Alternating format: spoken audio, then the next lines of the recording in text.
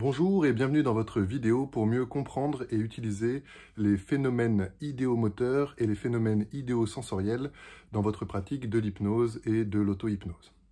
Alors, les phénomènes idéomoteurs et idéosensoriels, ça paraît un peu barbare comme nom, mais en vérité c'est très simple.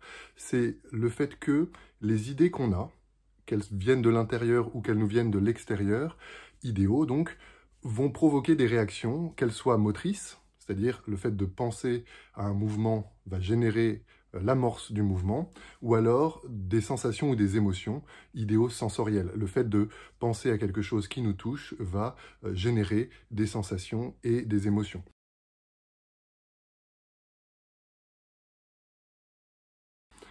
Pour bien comprendre, le plus simple, c'est de faire l'expérience. Je vous invite à penser à quelqu'un, à quelque chose, à une situation que vous aimez profondément, qui vous touche ou qui vous apporte beaucoup de positif.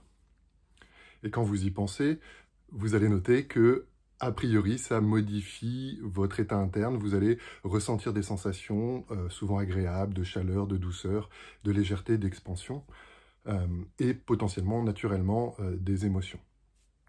Inversement, et pour bien ressentir par effet de contraste, si vous vous amusez à penser à quelque chose de désagréable, quelqu'un ou une situation vraiment qui vous déplaît, vous allez ressentir que le corps réagit différemment. Souvent, il se contracte, souvent c'est plus pesant, c'est plus désagréable. Et si ce à quoi on pense nous touche émotionnellement, ça va activer les mécanismes idéosensoriels, idéomoteurs, qui peuvent nous poser alors des difficultés. Typiquement, les gens qui essayent de ne pas stresser en se disant « faut pas que je stresse, faut pas que je stresse ». Comme si le cerveau, quand il pense idéo au stress, il active la sensation ou les émotions, l'état interne du stress. Et donc, quand on essaye d'éviter de stresser, qu'est-ce qui se passe? On ressent du stress. Heureusement, ça marche dans les deux sens. Et donc, vous pouvez décider, plutôt que de ne pas stresser, vous pouvez décider d'envoyer des messages idéaux, moteurs ou idéosensoriels à votre inconscient ou à celui de vos clients si vous travaillez en thérapie, en demandant qu'est-ce que vous voulez. Donc, s'il n'y a plus le stress, il peut y avoir quoi à la place? Souvent, les gens vont ressentir ou penser à de la sérénité, à du confort, à de la confiance. Et donc, quand on pense à de la sérénité, du confort et de la confiance, ça active, par phénomène idéomoteur et idéosensoriel, des sensations, des émotions liées au confort, à la confiance, à la sécurité. Dernier point intéressant avec les phénomènes idéomoteurs et idéosensoriels, particulièrement dans le cadre de l'hypnose, c'est que ce sont des phénomènes naturels, automatiques, donc gérés par l'inconscient. Je prends souvent l'exemple du fait que notre corps est principalement géré de manière automatique par notre inconscient. On ne réfléchit pas consciemment au rythme cardiaque. D'ailleurs, on ne peut pas contrôler consciemment notre rythme cardiaque. Pourtant, il y a bien une partie de nous qui gère le rythme cardiaque en fonction de la situation. Si tout va bien et qu'on est en sécurité, le cœur va battre lentement. Mais si jamais un danger arrive, on va avoir de l'adrénaline et notre cœur va s'accélérer. Quand il y a des mouvements idéomoteurs spontanés, en réponse à une suggestion, on sait que l'inconscient est présent et actif, et donc on peut utiliser cette porte d'entrée, cette poignée entre guillemets, cette anse sur la tasse, pour pouvoir activer et mettre en mouvement les processus automatiques inconscients qu'on va évidemment en hypnothérapie orienter vers le changement.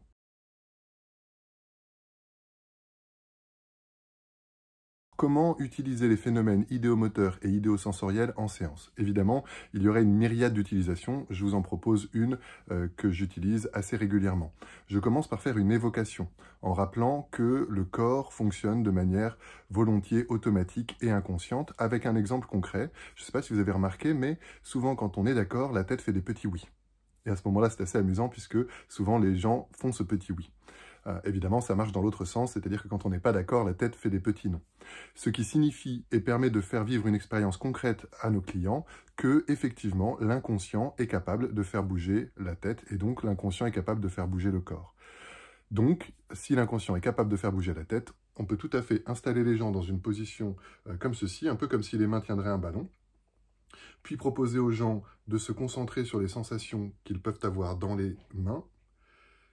Ce qui va changer les sensations, ça crée souvent un picotement, un fourmillement, une sensation de chaleur ou de fraîcheur. Puis, de la même manière que l'inconscient peut faire bouger la tête, l'inconscient va faire se rapprocher les mains, un peu comme si le ballon que les mains tiendraient pourrait se vider confortablement à chaque expiration. Comme si les mains deviennent des aimants. on les invite à laisser le mouvement se faire au rythme auquel leur inconscient sait et sent que c'est bon pour eux, et plus les mains se rapprochent, plus ils rentrent en hypnose, etc., etc.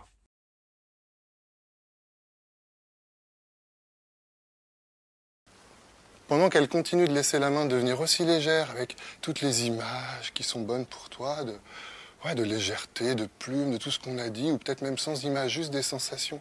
Tout ça parce que c'est en train de permettre que, à l'intérieur, plein de belles choses s'élèvent et d'autres peuvent s'ancrer pendant que tu dors tranquillement. Voilà, j'espère que cette vidéo vous a plu et je vous dis à très bientôt pour de prochaines aventures hypnotiques.